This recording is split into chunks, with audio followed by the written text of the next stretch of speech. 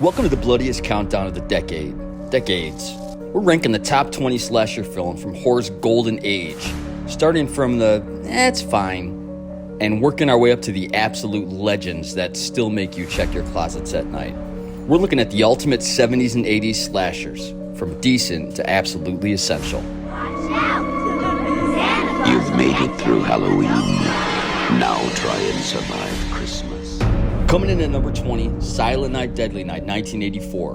Billy's tragic origin story of Christmas trauma leads to some seriously unhinged holiday gift-giving involving axes and really poor customer service.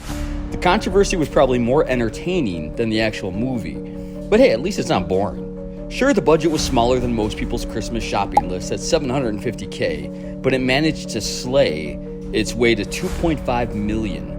Modern audiences on Letterboxd give it a solid meh at 3 out of 5, which honestly feels about right for a movie whose biggest claim to fame was pissing off the MPAA. Every one of these will be rated. I'll leave the criteria for rating in the description. For this one, I'm going to give it a 5.9 out of 10. It's still worth watching, but it is 20 out of 20. They were warned. At least tell me where you're going, so that when you don't come back, I'll know how to fill out the report. Man, 1981's Just Before Dawn, coming in at 19. This underrated gem delivers solid suspense and features one of the stronger final girls of the era, though she's competing against a really low bar, let's be honest. But its low budget, around $1 million, is not exactly setting box office records, but Letterboxd users appreciate its craftsmanship with a respectable 3.2 out of 5. It's like Deliverance, but with more stabbing and less banjo music. The survival horror elements actually work pretty well when the movie isn't busy being an 80s slasher. Final rating, 5.9 out of 10. This one's worth watching. Callie, it's been a long time. Now we're at Prom Night, 1980. Jamie Lee Curtis straps on her dancing shoes and her Scream Queen crown for this Canadian export that somehow thought combining John Travolta wannabes with brutal murder was a winning formula. Spoiler alert, it kind of was. It earned about $15 million against a $1.5 million budget.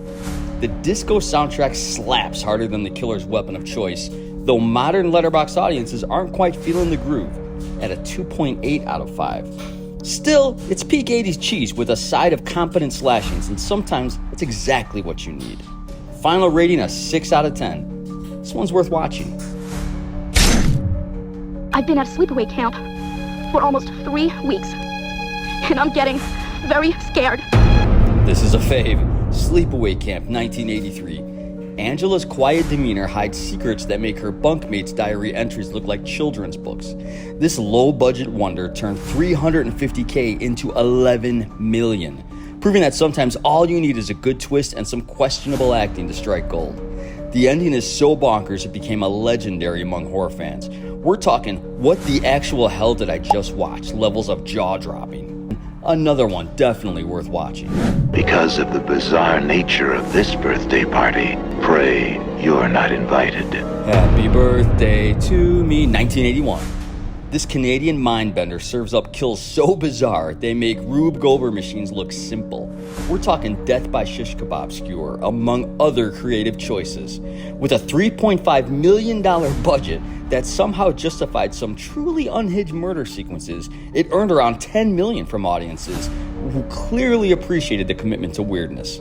The twist ending is the kind of reveal that makes you go, wait, what? Followed immediately by, okay, sure, why not? Letterboxd users say 3.2 out of 5, which seems fair for a movie that swings for the fences and occasionally connects with something resembling a coherent plot. My final rating, another 6.1 out of 10. This one, again, super worth watching. The Prowler. If he wants you, he'll get you. Coming in at number 15, one of my faves, The Prowler, 1981. Our World War II vet turned psycho brings military precision to his killing spree. It's complete with combat gear and weapons that would make the Army proud. Tom Savini's special effects work is the real star here, turning a modest $1 million budget into some genuinely wince-inducing gore that still holds up today. The box office receipts are as mysterious as our killer's identity, but cult status doesn't always require mainstream success. Letterboxd score, 3.1 out of 5, appreciating the craftsmanship even if the story is thinner than the plot armor on most victims. It's basically Full Metal Jacket meets Friday the 13th, and surprisingly, that works. Final rating for me, 6.1 out of 10. Another one, it's a banger, it's worth watching.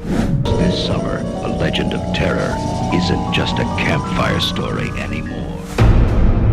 1981's The Burning. You got Cropsy's Revenge Tour is elevated by Tom Savini, again, his spectacular effects at work, proving that sometimes the best revenge is served with impressive, practical gore. The $1.5 million budget was well spent on making people squirm in their seats, even if the box office returns were about as thin as Cropsy's remaining skin. It's got that perfect 80s summer camp vibe, before everyone starts dying horribly, apparently. Letterboxd users appreciate the craftsmanship again with this one at a 3.2 out of 5, and honestly, any movie that makes you never want to go camping again deserves some respect. Plus, it features early appearances from future stars back when they were just happy to not be the first to die. 6.3 out of 10 for this one. For the students aboard, it's going to be the one party to end them all. We've covered this before, it's 1980's Terror Train. Jamie Lee Curtis trades her babysitting duties for party planning, but apparently forgot to screen the guest list for homicidal maniacs seeking revenge for college pranks gone wrong. That's a lot. The claustrophobic train setting actually works brilliantly. There's nowhere to run when you're hurtling through the Canadian wilderness at 60 miles an hour. With a $3.5 million budget earning about $8 million, it's not exactly Titanic numbers, but at least the locomotive actually stays on the tracks. Letterboxd users said 3 out of 5, which feels about right for a solid slasher that knows its limitations and works well within them. It's Murder on the Orient Express if Agatha Christie had a thing for hockey masks. Final rating for me, 6.3 out of 10. Super decent.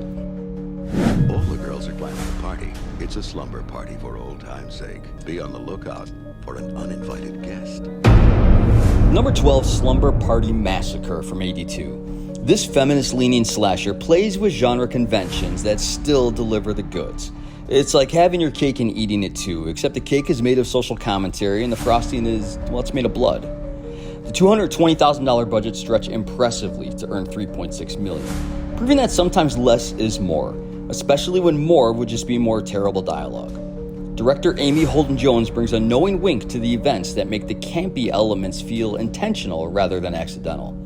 Letterboxd audiences appreciate that balance for sure with a 3.1 out of 5, and honestly, any slasher that manages to be both genuinely scary and genuinely funny deserves props. I'm going to give this a 6.3 out of 10. Check this one out. In order to be a member of Alpha Sigma Rho, one has to do what? Stay in Garth Manor one night. And why is this night so special? Because 12 years ago, Raymond Garth murdered his family here and then committed suicide. Man, Hell Night, 1981, coming in at number 11. Linda Blair trades her demon possession for gothic mansion possession. And honestly, it's a lateral move at best. The atmosphere is thick enough to cut with a knife, which coincidentally is exactly what our deformed killer prefers to use. With a $1.5 million budget earning a modest $2.3 million. It's clear audiences weren't exactly lining up around the block, but sometimes cult classics grow slowly. The mansion setting gives it a classic horror movie feel that's more Hammer horror than Dead Teenager Disposal Unit.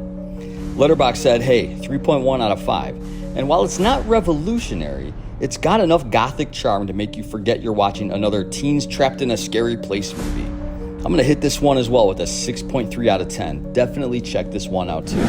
It's a bad time, this time of year. How many times is he going to tell this story? Oh, let him tell it. I love fairy tales. Man, 1981 was churning out the hits. My Bloody Valentine. The Canadian setting adds that extra layer of, oh great, now we're trapped in the middle of nowhere with a lunatic, which is basically the slasher movie equivalent of extra cheese on your pizza. The $2.3 million budget earned about $5.7 million, which isn't exactly roses are red, violets are blue, we're swimming in cash, how about you? Territory, but it's respectable. The mining town atmosphere is genuinely creepy, and the kills are inventive enough to make you wince. Letterboxd said 3.3 out of 5, which was appreciating the unique setting even if the story hits familiar beats. It's like Friday the 13th went underground and brought better production value. 6.6 out of 10 for this one. Can't lock the madman out of your mind. Gang, this is a classic, 1980s Maniac. This gritty character study masquerading as a slasher is about as comfortable as a root canal, but sometimes that's exactly what horror needs to be effective. The $350,000 budget earning around $10 million proves that audiences have an appetite for psychological discomfort, even if they won't admit it at dinner parties. This is raw, it's unflinching, and makes you feel like you need to shower afterwards. The holy trinity of effective horror filmmaking. Letterboxd users rated a 3.3 out of 5, which seems about right to low, for a movie that's more interested in making you uncomfortable than making you comfortable with being scared. It's like Taxi Driver if Travis Bickle had even more worse hobbies. I'm going to give this a 6.7 out of 10. This is definitely worth checking out. Maniac's a classic. Quiet for 5 years, and that's the way we want to keep it. His mother beheaded, and he took his revenge. Rounding right back to 1981 again, Friday the 13th Part 2. This sequel solidifies everything we love about the franchise. Creative kills, questionable decision-making by counselors, and a killer who apparently has nothing better to do than lurk around the same campground for decades. The $1.25 million budget earned $21.7 million, proving that audiences were ready to make this a regular summer tradition. Jason's burlap sack look is honestly more terrifying than his later hockey mask phase. There's something deeply unsettling about homemade serial killer fashion. Letterboxd says 3.1 out of 5, which feels super harsh considering this is where the franchise found its footing. It's comfort food for horror fans, assuming your comfort food involves machetes. 6.7 out of 10 for me, highly recommended.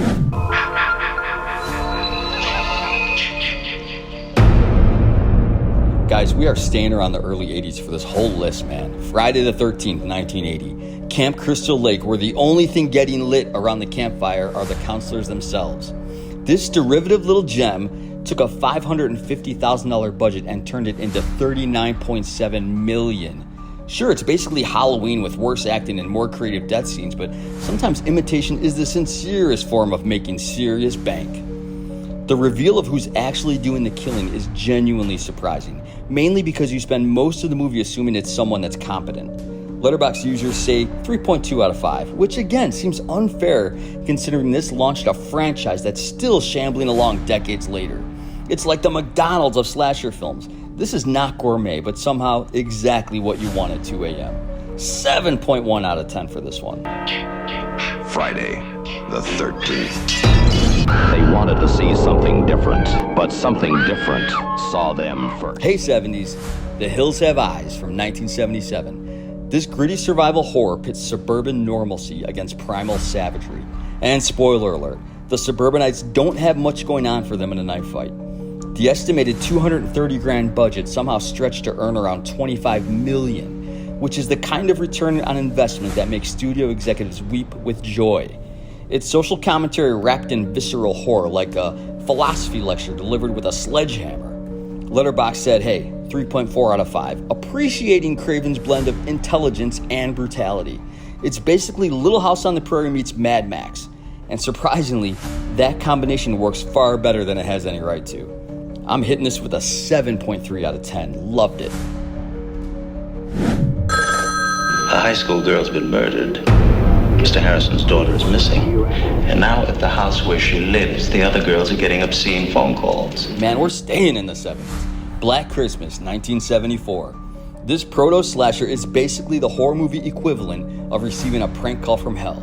Except the caller is in your house and has serious issues with holiday cheer. Bob Clark's atmospheric thriller laid the groundwork for everything Halloween would be perfect for 4 years later, proving that sometimes being first is almost as good as being best. The $620,000 budget earned around $4 million, which isn't exactly deck the halls with dollar bills territory, but cult classics don't always need blockbuster numbers. Letterboxd said 3.6 out of 5, recognizing its historical importance even if it doesn't quite reach the heights of its more famous descendants. It's like the horror genre's beta test. It's functional, it's influential, and slightly rough around the edges. I'm going to hit it with a 7.6 out of 10. Big recommend. You shouldn't have buried me. I'm not dead. Number 4 is A Nightmare on Elm Street 3, Dream Warriors from 1987. This sequel brings Nancy Thompson face to face with Freddy one more time, proving that some people just can't let sleeping psychopaths lie. The $4.5 million budget earned a whopping $44.8 million, which is the kind of numbers that make studio executives dream sweet dreams about franchise potential. It's got genuine emotional depth beneath the creative kills, like finding a heartfelt letter inside a box of razor blades. Letterboxd users rated a 3.5 out of 5, which seems about right for a sequel that actually improves on its predecessors instead of just cashing in. It's proof that sometimes the third time really is the charm, especially when the charm involves weaponized imagination. 7.8 out of 10 for me, my man. He was locked in a room with a girl who went in alive and came out in a rubber bag. Hitting number 3, 1984's A Nightmare on Elm Street. Freddy Krueger's razor glove and seriously problematic relationship with fire turns bedtime into the stuff of legends. Specifically the kind of legends that make you invest heavily in caffeine stocks. Wes Craven's supernatural masterpiece took a $1.8 million budget and slashed its way to $25.5 million, proving that audiences were ready for their horror with a side of surreal creativity. It's like Inception, but with more child murder and decidedly worse fashion choices. Letterboxd said, hey, I'm going to give this a 3.8 out of 5, which feels appropriate for a film that revolutionized an entire genre. Sweet dreams are definitely not made of this, but somehow that makes it absolutely perfect. I'm hitting this with an 8.3 out of 10. This is an essential watch.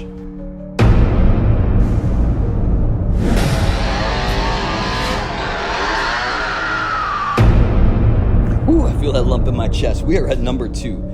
We're back in the 70s, the Texas Chain Saw Massacre. Ugh. Tobe Hooper's raw, unfiltered nightmare feels less like a movie and more like footage someone found in an evidence locker marked, "Do not open." Baby, we did. The budget was somewhere between 80 grand and 140 grand, which earned an absolutely insane 30.9. We're going to call it 40 million. The kind of return that makes lottery winners feel wildly inaccurate. Leatherface and his delightful relatives redefine what horror could be, trading supernatural scares for the much more terrifying reality that some people are just really, really awful. Letterboxd users rated a 3.8 out of 5, and honestly, any movie that still makes you check your rearview mirror decades later deserves that respect, if not more. It's like the Waltons if the Waltons were absolutely terrifying, and some would say they were. Final rating from me, 8.4 out of 10, essential viewing for horror fans. I watched him for 15 years, humanly patient, waiting for some secret silent alarm to trigger him off. Death has come to your little town. Oh, take a breath. We're at number 1. This is 1978. This is Halloween. John Carpenter's masterpiece took a laughably small 325 grand and carved it into a $47 million worldwide.